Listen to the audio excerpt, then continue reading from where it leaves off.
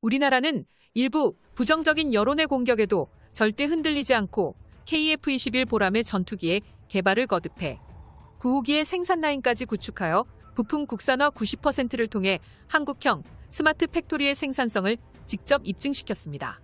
그런데 현재 KF-21 전투기의 생산 라인에 놀라운 변화가 생긴 게 확인되었습니다. 그것은 바로 한국 공군의 F-15K처럼 9호기는 전폭기 형태의 복자기로서 초도 분량 70대가 마침내 확정된 것이었는데요.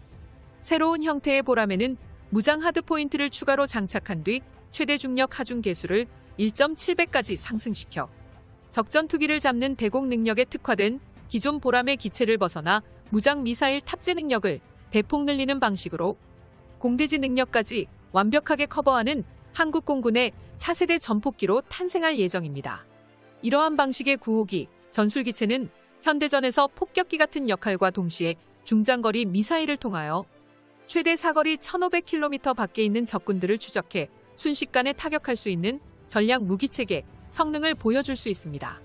특히 F-15K처럼 복자기 형태는 기체의 주익과 미익을 크게 늘려 무장량을 늘리는 계획은 물론 일반적으로 복자형 전투기의 후방석에 앉은 조종사는 비행 업무를 분담하는 것뿐만 아닌 스마트 라곤 시스템을 통해 GPS 좌표로 목표물을 송수신하는 등의 보조 작업을 수행해야 하는 것은 물론 KF-21 사업에서 가장 중요했던 핵심 무인 스텔스 전투기 KUSX를 함께 운용하겠다고 밝힌 적이 있는 우리나라 공군의 경우 KF-21 전폭기 한 대에 탑승해 있는 후방석의 조종사가 최대 6대의 무인 로봇 전투기 조종까지 동시에 담당할 가능성이 매우 높아졌습니다. 조종석에 설치된 미션 컴퓨터는 이미 2010년 개발이 완료되어 현재까지 검증이 진행 중입니다. 이 검증 절차를 지상에서 먼저 검증하기 위해 항공전자 통합 시험 장비가 개발된 것입니다. 한 조종사가 국산 조종석은 조종석이 너무 단조로워서 당황스러웠다는 발언으로 인해 조종석이 넓어졌고 편의성도 높아졌으며 이와 함께 조종은 단순화되고 직관적으로 구현되어 있다고 밝혔습니다. 이는 한국의 KF-21이 기존 4세대급 전투기와는 비교할 수 없는 성능적 우위를 차지할 수 있다는 뜻이기도 합니다. 현재 시뮬레이션으로 알려진 KF-21의 특징 중 하나가 무인 로봇 기술, 무인 스텔스기와 합동작전이 가능해진 것인데요. 이렇게 된다면 KF-21 보람의 전투기는 단독 전력으로만 평가하기 힘들어졌으며 엄청난 화력 투사를 통해 소수의 적은 조종사만으로도 수많은 편대를 이루어 공격 작전을 완벽히 수행할 수 있게 되었습니다.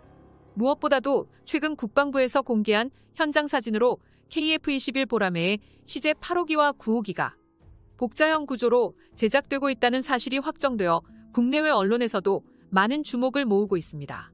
복자형 구조가 해외 언론에까지 소개되며 화제가 되고 있는 이유는 우리나라의 스텔스 무인 전투기 계획이 어떤 식으로 이루어질지 확실히 예상해 볼 수 있게 되었기 때문입니다. 반면 현재 한국의 발전 상황에 대해 미국의 전투기 기업인 로키드 마틴은 고민이 깊어지고 있습니다. KF-21 전투기의 전폭기 형태의 생산 라인으로 인해 F-35의 해외 수출 실적 약화를 우려하는 목소리가 나오고 있었으며 로키드 마틴은 진작에 4대 핵심 기술 이전을 통해 한국과 협력했어야 했다는 날카로운 비판도 나오고 있습니다. 미국의 방산기업의 대표주자로서 로키드 마틴은 전투기 분야에서 전 세계에서 가장 많은 경험과 지식을 가지고 있으므로 불과 2년 전까지만 하더라도 KF-21 전투기를 압도할 것으로 전망되고 있었으나 지금은 전혀 달라진 현실이 기다리고 있는데요. F-35는 비용과 정비 등의 문제에 대한 생산 라인 조율의 난항을 겪음에 따라 미국 정부 역시 로키드 기업에 관련해 상호 운용성에 필요한 일부 분야 개발에서만 F-35 전투기를 지원하겠다고 밝혔습니다. 미국 정부의 지원에 기대감에 잔뜩 부풀어 있던 로키드 마틴의 고위 관계자들을 난감하게 만들었습니다. 한국이 KF-21 전투기의 생산 라인까지 파스 시스템으로 전부 교체하면서 사업에 착수하고 있는 과정에 대해 로키드 마틴의 관계자들 역시 생산 라인 사업장을 방문해 관련 기술이 고도로 발전되었다는 것을 인정할 수밖에 없었는데요. 우리나라는 내년까지 KF-21의 연속적인 시험 비행을 준비하고 있으며 2호기 역시 비행 준비를 95% 완료되었다고 밝혀 다음 주부터 다시 시작하는 활주 시험으로 남은 5%를 모두 채울 것이라는 전망이 나오고 있습니다. 이처럼 설계부터 생산까지 모두 국내 기술로 개발 중인 KF-21 보람의 전투기가 생각보다 빠르게 진척을 보이며 나아가고 있는 것에 대해 록히드 마틴 말고도 일본 역시 현실을 받아들이지 못하고 있습니다. 얼마 전 우리나라 국방부는 KF-21 보람의 4차 비행 현장 사진을 공개하며 10차 비행까지 연속적인 비행 시험을 앞두고 있는 국산 전투기가 1호기부터 4호기까지 준비되는 과정을 밝혔습니다. 한국 공군 차세대 주력 전투기의 개발 근황은 전 세계적으로 큰 이슈가 되었으며 외신들은 한국이 기어코 세계에서 8번째로 4.5 세대 이상의 첨단 초음속 전투기를 만들어내려 하고 있다며 보도했습니다. 일본은 이처럼 한국의 방산 기술이 주목을 받고 있는 현실이 못마땅한지 KF-21이 해외 미디어를 통해 실제 성능과 다르게 평가가 크게 부풀려지고 있다고 말하며 절대 국산 전투기 개발에 성공하지 못할 것이라고 주장해왔죠. 게다가 최근에는 일본 언론에서 KF-21 보라매가 비행시험 도중에 완전히 분해되었다는 말도 안 되는 주장을 내놓으면서 대한민국의 기술력으로는 초음속 전투기를 만들 수 없다는 목소리를 높이기도 했습니다. 그러나 어떻게든 발목을 잡아보려는 일본 언론의 시도에도 불구하고 방위사업청과 한국항공우주산업 연구진들의 노력 끝에 KF-21 전투기는 4차 비행시험을 거의 마무리했고 순탄하게 10번의 연속 비행 준비에 들어갔는데요.